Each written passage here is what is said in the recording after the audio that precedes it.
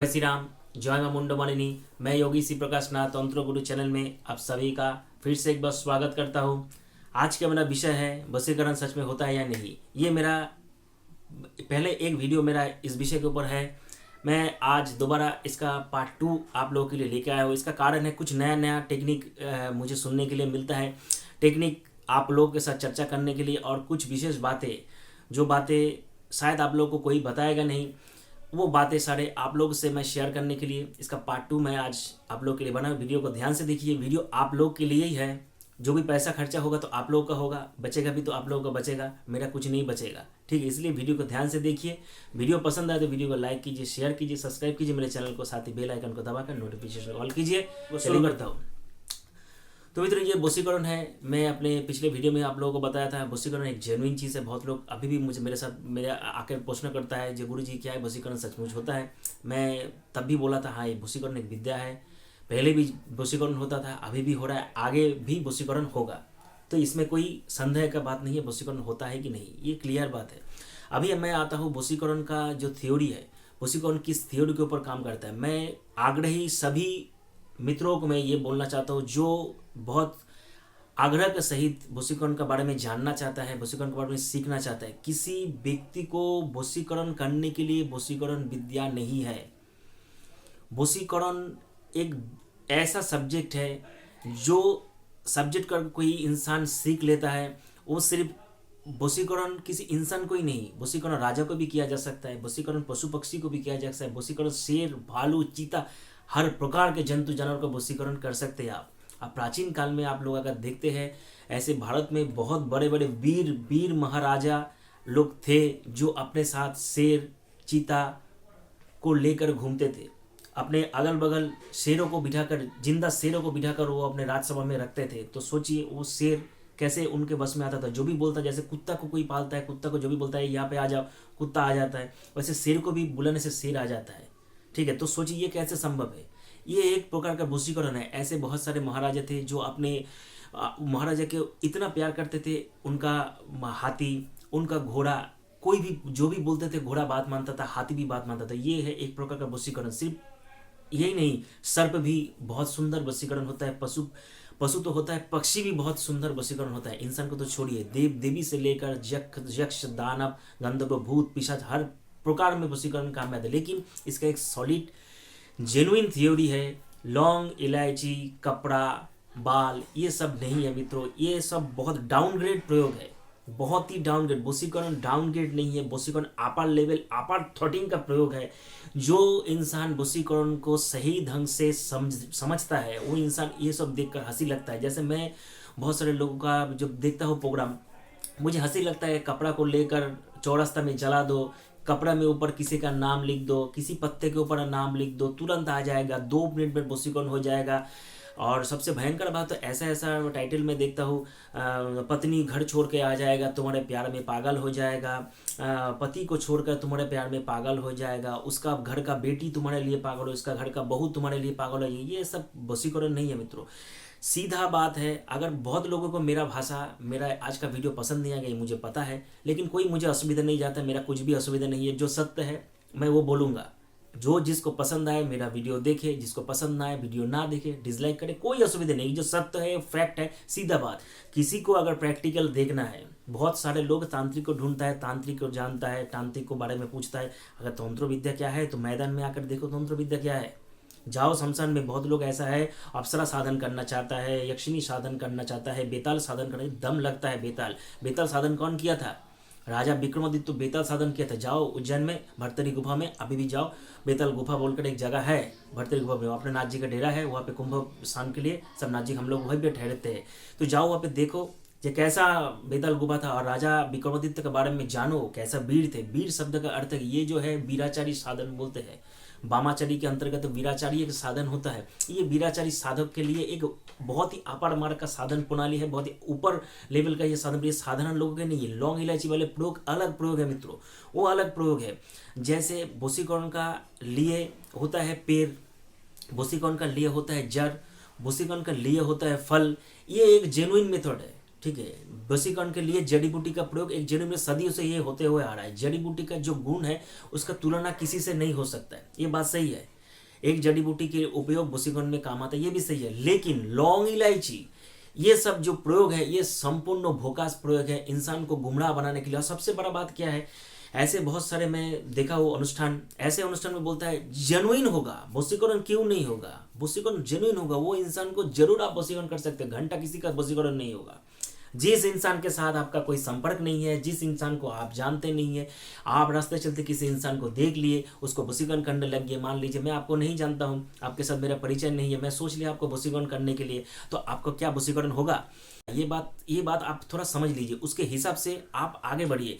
जिस इंसान को आप जानते हैं उसी इंसान को वशीकरण होगा। और वशीकरण का 2 भारत का अगर किताब पढ़ते हैं, ठीक है, तो उसमें वशीकरण का कुछ मेथड है। बाहर का किताब अगर पढ़ते हैं, भारत के बाहर विदेश का अगर किताब आप लोग अगर पढ़ते हैं, उसमें वशीकरण का 2 ही मेथड है, एक सिंपैथी, एक एंटीपैथी। आप पढ़ लीजिए, उसके बाद आकर मुझे कमेंट कीजिए हाँ गुरुजी ने जो बोला है सही बोला है। उसमें कोई भी ऐसा पद्धति नहीं लिखा हुआ है जो पद्धति का आप लोग इस्तेमाल करके लौंग इलायची, ठीक है, नीम का पत्ता भी, कोई जगह तो नीम का पत्ता से तीव्र वशीकरण होता है। सारा कितना भयंकर पाखंडी लोग मार्केट में घूमता है, मैं ये सोचता हूँ नीम का पत्ते से कभी वशीकरण का प्रयोग नहीं होता है। लाल मिर्ची से भयंकर तीव्र आकर्षण का प्रयोग है, भागा आएगा, भाग, बांग्ला में बोलते हैं छूटे चले आज में भागा हुआ आएगा, पागल होते हुए, तड़पती हुआ, ये सब क्या है?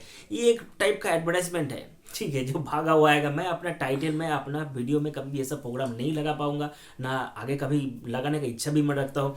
उसके बाद भी जो लोग सत्य सुनना चाहता है, सत्य को जानना चाहता है, इस विषय को समझना चाहता है, तो वो लोग मेरे चैनल के साथ जुड़े रहे।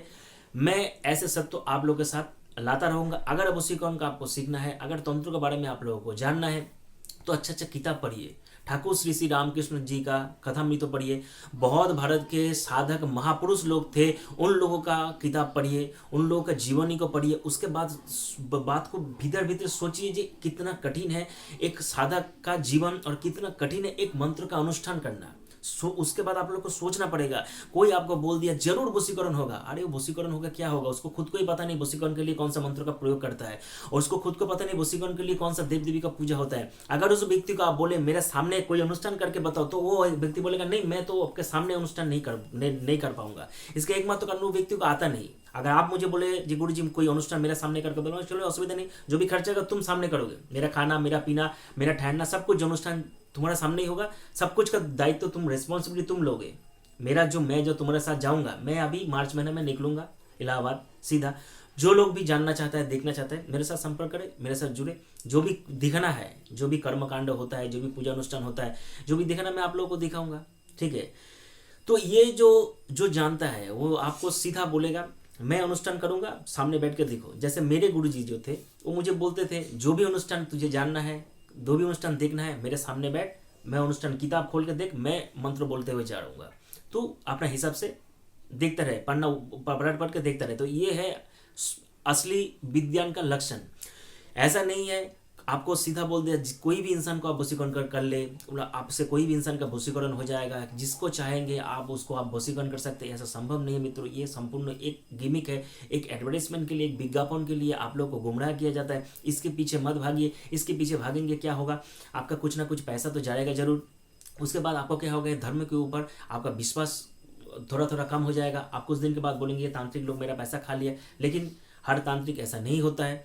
तांत्रिक में भी बहुत सारे क्वालिटी होता है, उसके एक वीडियो में अलग से बना के रखा हूँ। पहले जिस भी तांत्रिक के पास जाएंगे उसका पहले बैकग्राउंड थोड़ा पूछिए। वो जितना भी बड़ा दर्जे का तांत्रिक हो, उसका एक कुल होगा, उसका एक जो परंपरा है, जिसको तांत्रिक हमारे भाषा में बोलते हैं परंपरा, उसका परंपरा, गुरु के उसका परंपरा ऐसे होता है, उसका परंपरा होगा। उसके बाद उस तांत्रिक सब काम करेंगे। जो इंसान का पीछे का सरनेम जेन्युइन नहीं है, स्वयं अपना सरनेम में अपना क्रिएट किया हो, वो इंसान के ऊपर कभी भरोसा मत कीजिए। जो इंसान का सरनेम अपने गुरु से मिला है, परंपरा अपने गुरु से मिला, वो इंसान जेन्युइन हो, वो इंसान कभी भी चोरी चिटिंगबाजी का कारोबार नहीं कर सकता है। कभी वो इंसान ऐसा नहीं बोलेगा। रास्ते चलते किसी व्यक्ति को आप वशीकरण कर सकते हैं। वशीकरण का विद्या एकदम जेन्युइन है। अपने विश्वास में वशीकरण करे, अपने में वशीकरण करे, ये इंसान कभी नहीं बोलेगा। लौंग इलायची वाला कारोबार भी कभी नहीं बोलेगा। वो इंसान जेन्युइन आपको मेथड दिखाएगा, जेन्युइन आपको बोलेगा। मैं जैसा आपको बोल रहा हूँ, आप थोड़ा रिसर्च कर लीजिए, थोड़ा पढ़ाई कर लीजिए, थोड़ा घूम लीजिए मेरा वाक्य के ऊपर, तब आपको जाकर भरोसा आएगा। थोड़ा किताब पढ़िए, अच्छा अच्छा किताब लेके आइए। 2-5 या 50 रुपया का जो किताब है टोना टोटका का, उस सब को छोड़ दीजिए, उस सब पे कोई काम नहीं होगा। उस सब किताब को छोड़कर अच्छा जेनुइन साधक महापुरुषों का किताब पढ़िए। उससे पढ़ने से आपको क्या पता लगेगा, कोई भी अनुष्ठान करने से आपको कितना मेहनत लगेगा, कितना एफर्ट देना पड़ेगा एक अनुष्ठान के लिए, एक मंत्र को सिद्ध करने के लिए कितना समय लगता है। वो साधक अपने जीवन पूरा लगा दे एक मंत्र को सिद्ध करने के, इतना सहज नहीं है मित्रों। जो मैं आज बोल दिया एक वशीकरण का अनुष्ठान करने के लिए, आप लोग वशीकरण का अनुष्ठान कर लिए, कोई तांत्रिक अनुष्ठान का टोटका तो एक अलग बात होगी, लेकिन तांत्रिक अनुष्ठान इतना सहज बात नहीं है, इतना मामूली बात नहीं है। नहीं तो घर घर में वशीकरण हो जाता है, किसी दूसरे का पत्नी को, दूसरे का बहू को, बेटी को उठा लिखा है। किसी दूसरे का घर को तोड़ना एक महापाप है तंत्र शास्त्र में। जो व्यक्ति पैसा लेकर ये महापाप कर रहा है वो तो नरकगामी होगा, जो व्यक्ति करवा रहा है वो भी व्यक्ति नरकगामी होगा। अभी आप लोग के पास पैसा है, आप लोग इन्वेस्ट कर कर किसी का घर तोड़ रहे हैं, कोई असुविधा नहीं, लेकिन 100% मेरा बात के ऊपर विश्वास रखिए, आपका भी घर 100% टूटेगा। आज नहीं तो कल आपको भी रोना पड़ेगा, आपका परिवार भी नष्ट भ्रष्ट हो जाएगा। वो तांत्रिक का तो जाएगा, उसका तो कोई उसका पता नहीं है। जो इंसान चोरी चिटिंगबाजी कर कर पैसा रोजगार करता है, उसका पैसा भूत लोग खा लेता है। भूत यानी कि वो बीमार हो जाएगा, उसका पैसा इधर उधर चल जाएगा, उसका पैसा कोई चोरी कर लेगा, ऐसा इसको भूत बोला जाता है। ये भूत लोग उसका पैसा खा लेगा। इसलिए न्याय संगत कोई प्रयोग कीजिए। आपका किसी से प्यार है, अभी लड़ाई झगड़ा चल रहा है, पति पत्नी में अनबन चल रहा है, झमेला चल रहा है, ऐसा परिस्थिति में अगर आप लोग वशीकरण का प्रयोग करते हैं तो वो जेन्युइन माना जाता है, न्याय संगत माना जाता है, धर्म माना जाता है। सबसे बड़ा बात ये मित्रों, ये बात समझ लीजिए, कोई भी अनुष्ठान करते हैं आप लोग तो आप लोग हाथ जोड़ के तो विनती करते हैं भगवान से, हे प्रभु मेरा अमुक इच्छा को पूर्ण करो। तो भगवान से आप जो प्रार्थना करते हो तो क्या बोल के प्रार्थना करेंगे, हे प्रभु मैं उसके घर के बहू को प्रेम करता हूँ, मेरे उसके घर के बहू को चाहिए, मुझे मेरा मनोवासना पूर्ण करो। तो भगवान आपको क्या सोचेगा, पाखंडी तो दूसरा किसी का घर को तोड़ रहा है, ये तेरा मनोवासना को मैं पूर्ण क्यों करूँ, ये सोचेगा। तो इसके हिसाब आप लोग थोड़ा सोचिए। मैं आपको फैक्ट, ओरिजिनल फैक्ट बता दिया। गुमराह करने के लिए आपको बहुत सारे लोग मिल जाएगा। सत्य बात बोलेगा तो उसका वीडियो में अनलाइक आएगा। जैसे मैं जो बोलता हूँ सत्य बोलता हूँ, मेरा वीडियो में अनलाइक आता है, उसमें मेरा कुछ नहीं असुविधा है, कोई असुविधा नहीं है, ठीक है, कोई झमेला भी नहीं है, कोई असुविधा नहीं है। जो जितना बड़ा अनलाइक करे कोई असुविधा नहीं है, लाइक ना भी करे तो भी असुविधा नहीं। लेकिन जो फैक्ट है, जो सत्य है, वशीकरण एक सत्य चीज़ है, लेकिन वशीकरण एक सॉलिड मेथड के ऊपर काम करता है। वशीकरण का वो मेथड अगर आप लोगों को जानना है तो अच्छा से अच्छा किताब पढ़िए। अगर दीक्षा लेना है, दीक्षा लेने से पहले भी अच्छी तरह से इस सब्जेक्ट के ऊपर जानिए। तंत्र बहुत लोगों को सीखने का आग्रह है, वो लोग आता है, बच्चा लोग तंत्र सीखने के लिए आता है। तंत्र सीखने के लिए आने से पहले थोड़ा इस विषय में जानना पड़ेगा। फिर गुरु के बारे में जानो, गुरु के साथ कैसे बातचीत करना है उसके बारे में जानो। आगे के लिए हमको जो कोई अनुष्ठान करना है तो कैसे अनुष्ठान करना है, गुरु सब कुछ नहीं सिखाएगा। सिखाने के लिए गुरु प्लेटफॉर्म एक देगा, लेकिन गुरु के सामने कैसे बर्ताव करना है ये तो गुरु नहीं बताएगा। इसके लिए मुझे कुछ सीख कर, कुछ जानकर आना पड़ेगा ये सब का बारे में। इसलिए बहुत लोग को मैं सीधा मना कर देता हूँ, कहे जो इंसान आता है उन इंसान कुछ सीखा हुआ नहीं है, और मेरे पास उतना समय भी नहीं है, जीरो से सिखाने का मेरे पास समय नहीं है। कुछ सीख के आओ, उसके बाद अगर मुझे कुछ लगता है हाँ इंसान कुछ जान के आया है, सीख के आया है, तब मैं आगे उस इंसान को ले सकता हूँ। इसीलिए वशीकरण और तंत्र दोनों को मैं पांच कर आज का ये वीडियो बनाया। वीडियो में मैं जितना अपना मैं सुना हूँ उसके हिसाब से बोला। बहुत सारे ऐसे लोग आप लोगों को बोलेगा जेन्युइन वशीकरण होगा, 100% वशीकरण होगा, दूसरे किसी का घर का बहू को भी होगा, बेटी को भी होगा, और बहुत कुछ वशीकरण होगा। लेकिन ये वशीकरण कभी भी आप मत करें, इससे आपका 100% नुकसान पहुंचेगा। जो इंसान आपको बोल रहा है वो पैसा बनाने के लिए आपको बहुत सारा डायलॉग बाजी बोलेगा, बहुत कुछ बोलेगा, लेकिन बाद में वो इंसान आपको बचाने के लिए नहीं आएगा। किसी मंत्र का, दस महाविद्या का मंत्र, किसी मंत्र का अनुष्ठान मत करें।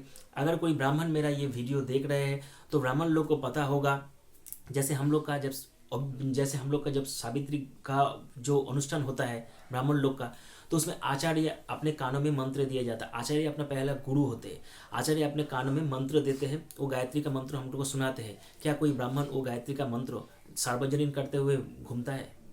मैं आप लोग से प्रश्न करता हूँ, जो कोई ब्राह्मण अगर मेरा ये वीडियो देख रहे हैं, जो सावित्री गायत्री को जो हर रोज पाठ करने वाले हैं, वो व्यक्ति, क्या आप अपने जीवन में गायत्री को सार्वजनिक किए हैं?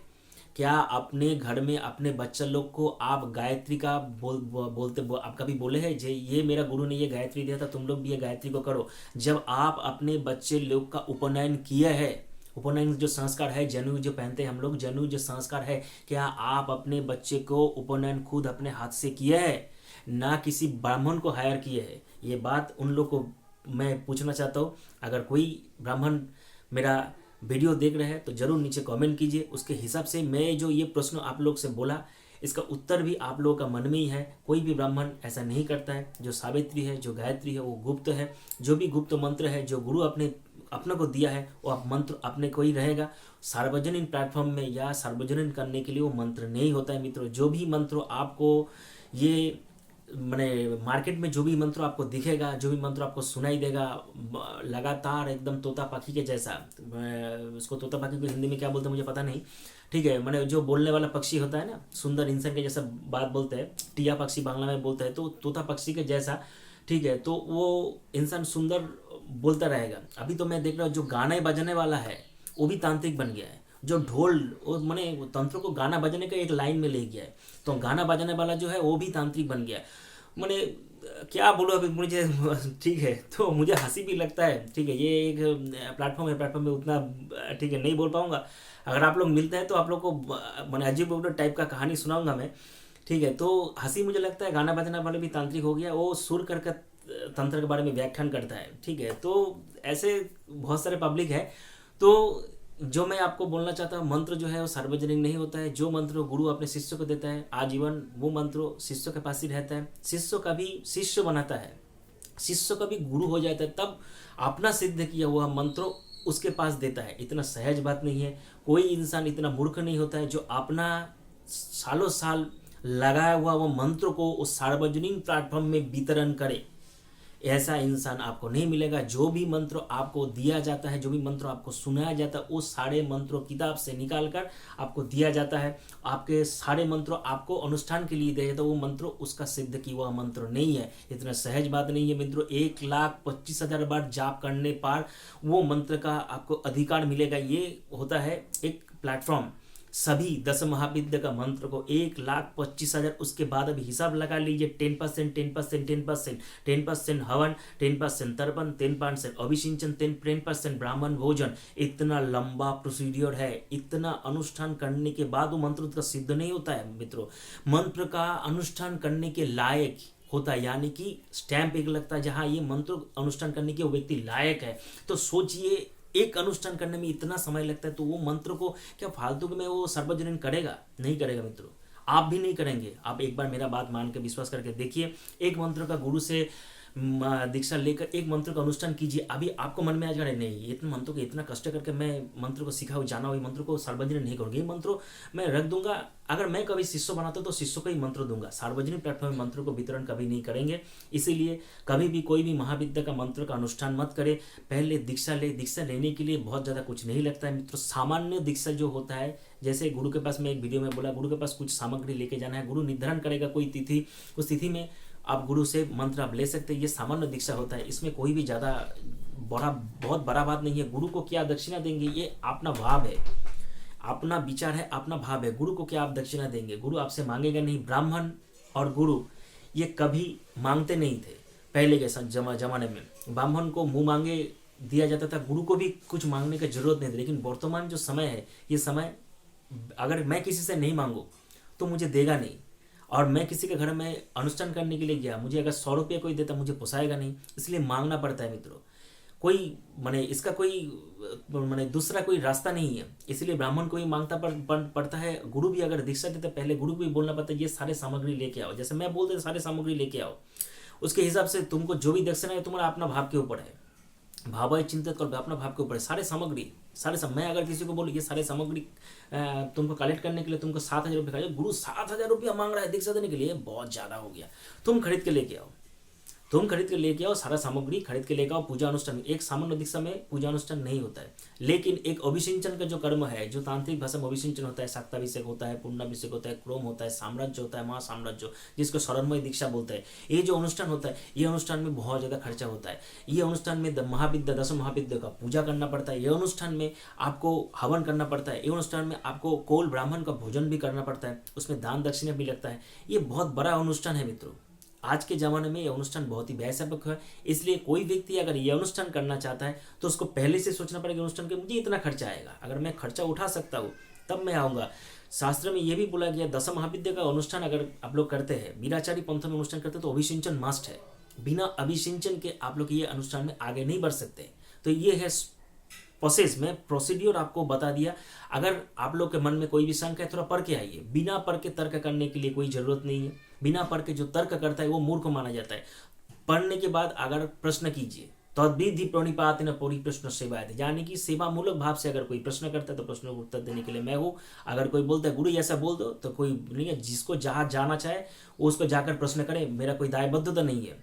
मैं किसी का जिम्मेदारी लेकर बैठा नहीं हूँ। कोई भी वीडियो में आप लोग देखेंगे पहले ही जो इंसान आपको नीचे लिख दिया जे ये प्रयोग करने से छूटा चला आएगा, भागा चला होगा, वो व्यक्ति आपके प्यार में पागल हो जाएगा, परिवार को छोड़ के आएगा, वही व्यक्ति जब वीडियो चल रहा है ना उसमें एक लिख रहा है ये काल्पनिक है, बात है, इसमें एजेंसी द्वारा प्रेरित है, ये इसमें जो मैं बोला हो उसमें वो उसका गारंटी नहीं है, मैं उसका कोई जिम्मेदारी नहीं लेना चाहता हूँ, मैं उसका ये नहीं करना चाहता हूँ, फलाना डिगना, बहुत आपको ये कहानी सुनेंगे। इसका मतलब क्या है? जो बोला वो कहानी है फालतू। उसके बावजूद भी आप जाकर बोलते बाबा जी मेरा ये काम कर दो, उसके बाबा जी मेरा, तो ये आप लोग का खुद का समझ रहा। अगर मूर्ख बनना चाहते तो भरपूर बनिए, उसमें कोई असुविधा नहीं है, ठीक है। अगर समझदार बनना चाहते हैं थोड़ा पढ़ाई कीजिए, अच्छा अच्छा किताब लाइए, थोड़ा पढ़ाई कीजिए, तंत्र के बारे में जानिए। अप्सरा सिद्धि तो है, बाद में अप्सरा सिद्धि होगा, वीर सिद्धि बाद में होगा, पहले वीर बनने का जरूरत है, ठीक है। पहले वीर बनने का जरूरत है। विश्वामित्र मुनि ने सिद्ध किया था, ये यक्षिणी ये नटिनी जो साधन है विश्वामित्र मुनि ने ये किया था, तो उनका थोड़ा जीवन ही पढ़िए। देखिए विश्वामित्र मुनि का जैसा दम है, कलिजा में थोड़ा दम होना चाहिए। वीर किसको बोलते हैं? दम होना चाहिए। शमशान में भूमि में अकेला बैठने का दम होना चाहिए, चिता में अकेला बैठने में दम होना चाहिए। दिन के समय चिता में बैठने में कोई दम नहीं, कोई पुरुषत्व नहीं बोला जाता उसमें। बैठना है तो अकेला जाकर रात में बैठ के दिखो, तब मैं मानूंगा हाँ तुम में दम है, हाँ तुम वीराचारी साधना के लिए उपयुक्त हो, ठीक है। मेरा बात कड़वा है, बहुत लोगों को पसंद नहीं आएगा, ये पूरा पता है। मैं वीडियो से बनाने से पहले ही बोल दिया मित्रों, आज के वीडियो बहुत लोगों को पसंद नहीं आएगा, कोई जाता आता नहीं है। जो सत्य है मैं आपको सत्य बताया। वशीकरण सत्य बात है, सॉलिड मेथड के ऊपर वशीकरण करें, धर्म के साथ में लेकर वशीकरण करें, तब जाकर वशीकरण आपको काम में आएगा। दूसरे किसी का घर में दखल अंदाजी कभी मत करें, दूसरे किसी का परिवार को तोड़ने का कभी मत करें, दूसरे किसी का बहू को बेटी को भगाने का कभी कोशिश मत करें, ठीक है। इससे आपका तो नुकसान पहुंचेगा, जो व्यक्ति करे उसका तो भयंकर नुकसान पहुंचेगा, आपका परिवार भी 100% टूटेगा। आज का वीडियो जिन लोगों को पसंद है वो लोग मेरे वीडियो को लाइक करें। मैं फिर मिलता हूं आपसे एक नए वीडियो में। हरिओम तत्सत।